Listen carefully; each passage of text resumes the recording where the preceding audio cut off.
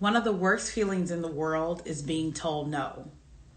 It also feels terrible to apply for a job that you're really interested in and not get the offer.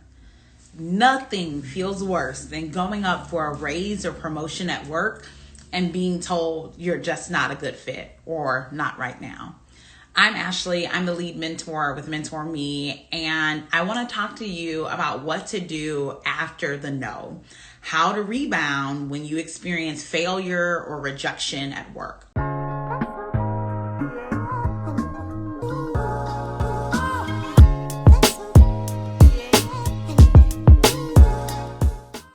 This is an important topic because we're going to hear no sometimes. We're not going to get callbacks from employers. We're going to feel really disappointed when we go after opportunities that we're really interested in and the employer went another way.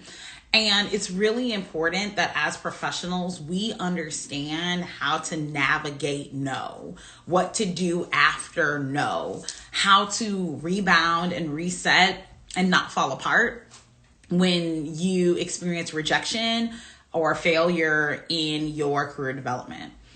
And I can tell you that as much as I've won and seen success and gotten raises and promotions for myself and for the hundreds of women I've served, I've also personally experienced rejection and failure.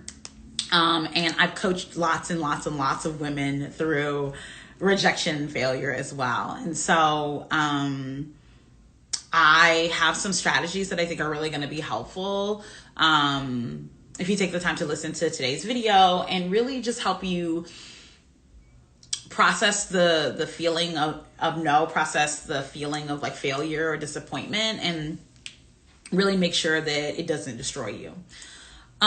So number one, I think that, my goal as a mentor and, the work that I do with women is to make sure that when they're thinking about advancing their career, we're setting them up for success. So they aren't experiencing a lot of failure or rejection. And I think that the number one sort of piece of advice or strategy I would offer after hearing a no is to sort of evaluate how we got here, right?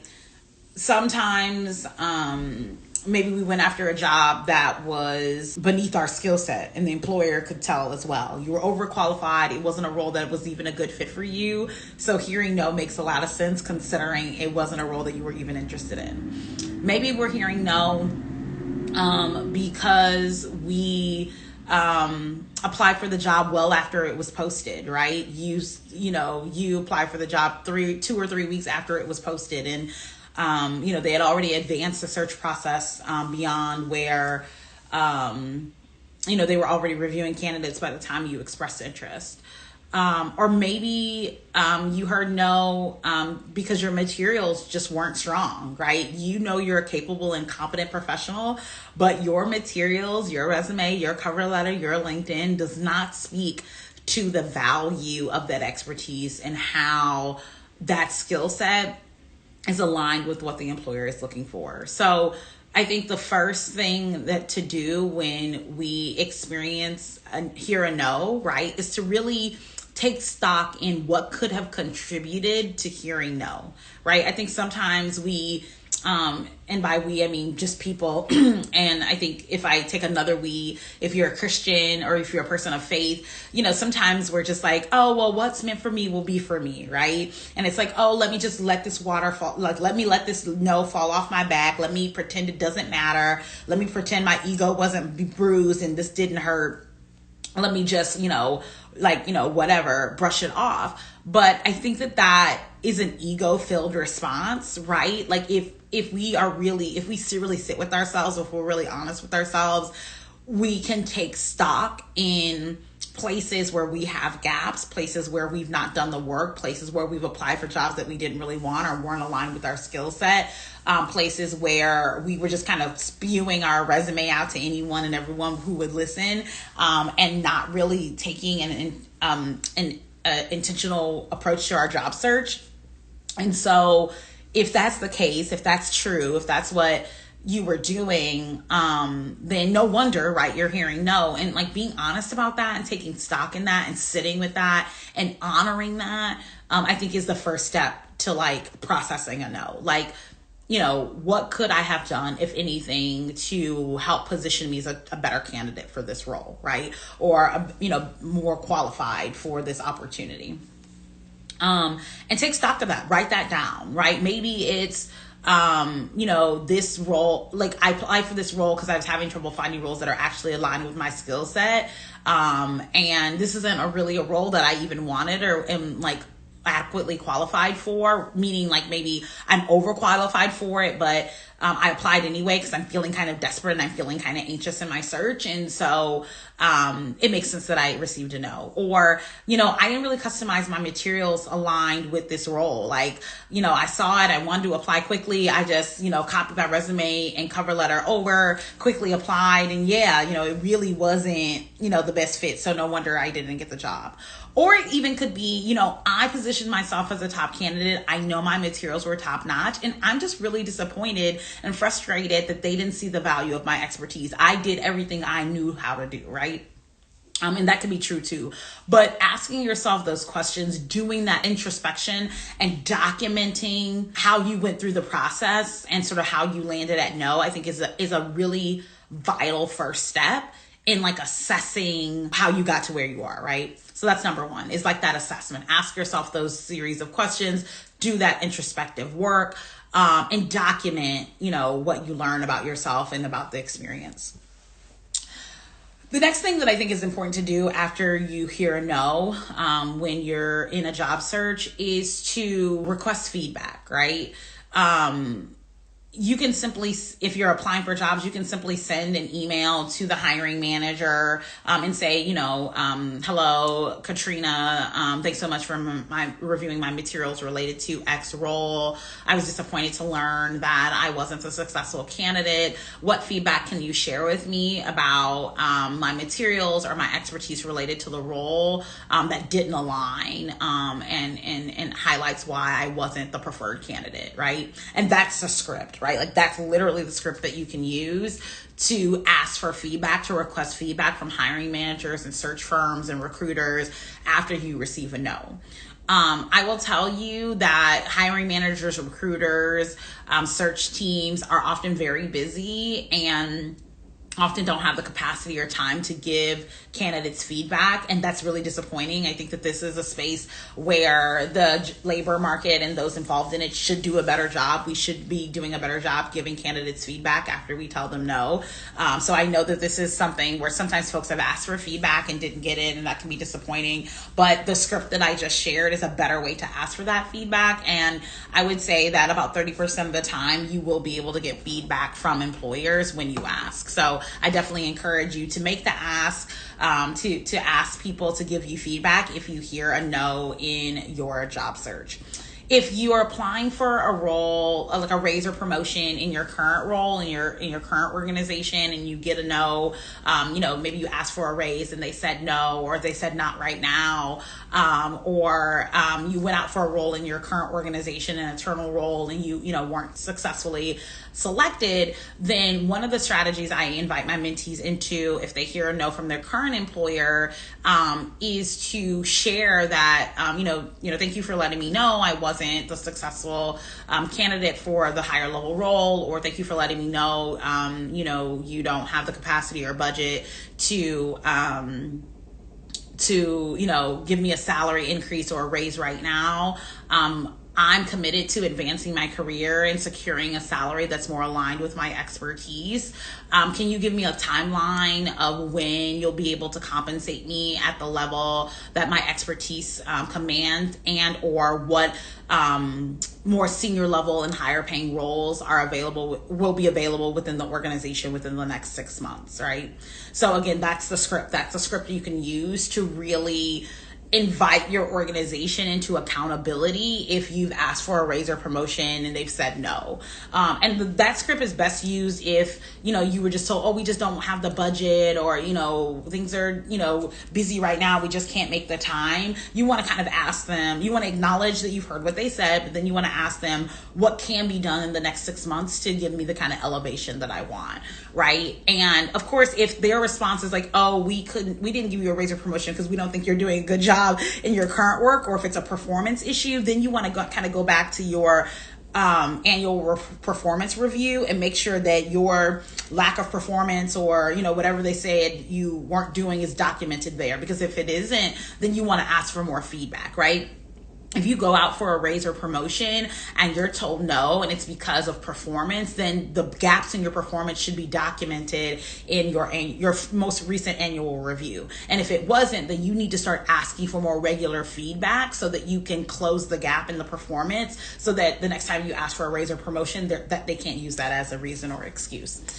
So that's definitely something you want to do, is that you want to ask for that feedback so that you can understand where the gaps are. And then if it's an internal role, you want to ask, when is there going to be an opportunity for you to request a raise or promotion again within the next 6 months. So you do want to give them that time parameter, right? So we talked about the first step, if after you receive a no in a job search, is to sort of evaluate what the whys might be, right? And that first piece is introspection, right? You really want to do the introspection to evaluate, why did I receive a no? Why did I not hear back? Why was I not the top candidate? And sort of document that, right? Like write that down. Like, here are the reasons why I think I might not have been a good candidate, or why I didn't get the raise, or why I didn't get the offer. And let me be clear that a lot of times when I invite folks to evaluate, they're very externally focused. Like, oh, they already had an internal candidate, or, oh, they just didn't want me because of this or that and the third. And that is available to you. Like, some of that may be true, but I think it's really important that we honor our own agency, right? I really think it's important that we honor our own agency and we think about what we can do to position ourselves to be top candidates and to get more yeses, right? Like, we can't control everything. We can't rid the world of racism, sexism, ageism, ableism. And while we are constantly pushing our organizations to be more inclusive, to be more thorough in their review of candidates, we still want to make sure we're doing everything we can to position ourselves as top candidates. So when you're doing that initial review, make sure that you're really doing some self-introspection and some self-reflection about what you can control, what you can do to position yourself as a top candidate. Number two, you want to ask for feedback, right? And I've shared a specific script on how you ask for feedback. It's really important how you ask. You don't want to just say, well, what feedback do you have for me? Or, can I get some feedback about why I wasn't the top candidate, right? That's going to get ignored. That's not going to get a response, right? But I do really want to invite you to request feedback. I know that can feel really raw and really vulnerable. You get a no, and you're just like, they don't want me, man. Like Will Smith standing in that living room in that episode, right? It can feel really raw and really vulnerable when we get a no, but we really want to ask for that feedback. It's going to help position us as a better candidate going forward. And then number three, after the no, right? Like, after you apply for a job and you hear nothing, or you get no response, or you go up for a raise or promotion and you get told no, I think that the step number three is to prepare to pivot, right? One of the things that I often see high achieving professional women do is, after they get a no, they keep doing the exact same things over and over and over again and expecting a different result, right? Girl, like, you gotta stop doing the same things over and over again expecting a different result. That is the definition of insanity. It's time to pivot. If you've been advocating for a raise and promotion in your current organization for more than 6 months and you're not getting anywhere, it's time to job search. If you've been job searching for more than 3 months and you're not getting callbacks from employers, it's time to hire a career coach.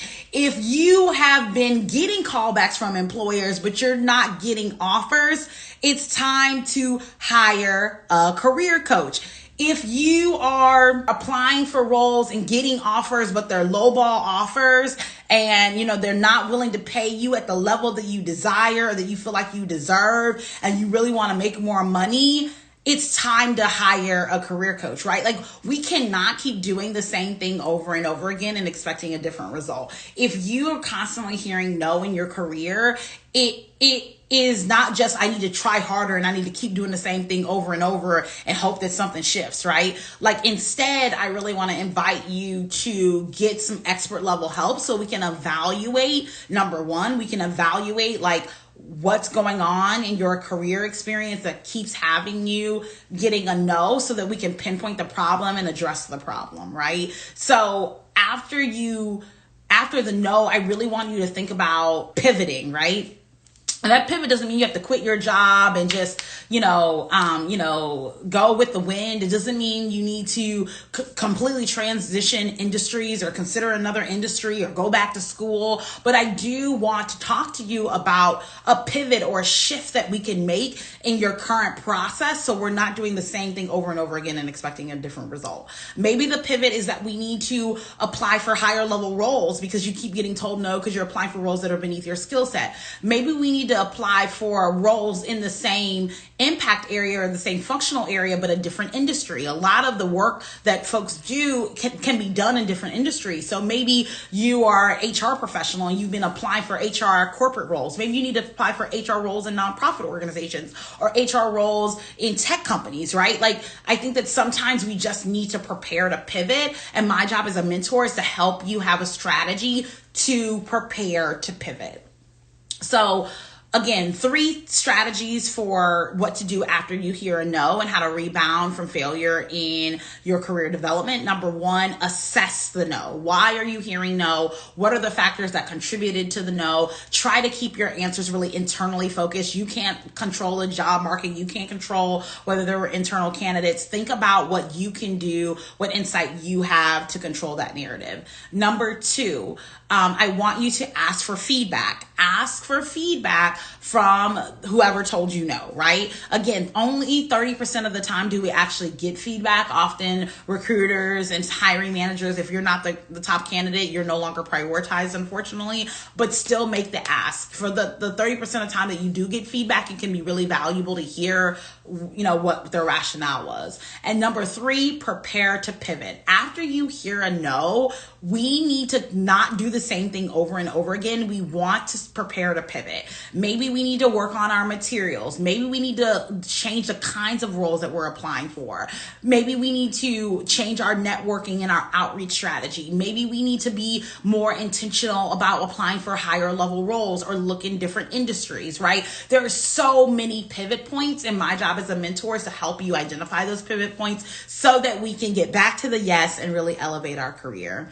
Again, I'm Ashley. I'm the lead mentor with Mentor Me, and I'm so excited to share that I'm accepting new mentees. If you are a professional woman who works in corporate, nonprofit, or educational leadership, and you're looking to make more money and have more impact in your career, I am the mentor for you. I look forward to serving you and supporting you and helping you elevate your career. You can click the link in my bio to schedule a call with me. That's the first step in getting support in your career development.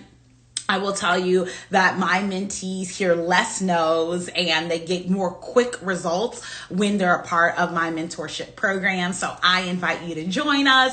On average, my mentees see about a $30,000 salary increase in just 8 to 12 weeks after working with me. And I'm excited to have you be next. Click the link in my bio to schedule a call with me so we can talk about onboarding you into Mentor Me programs.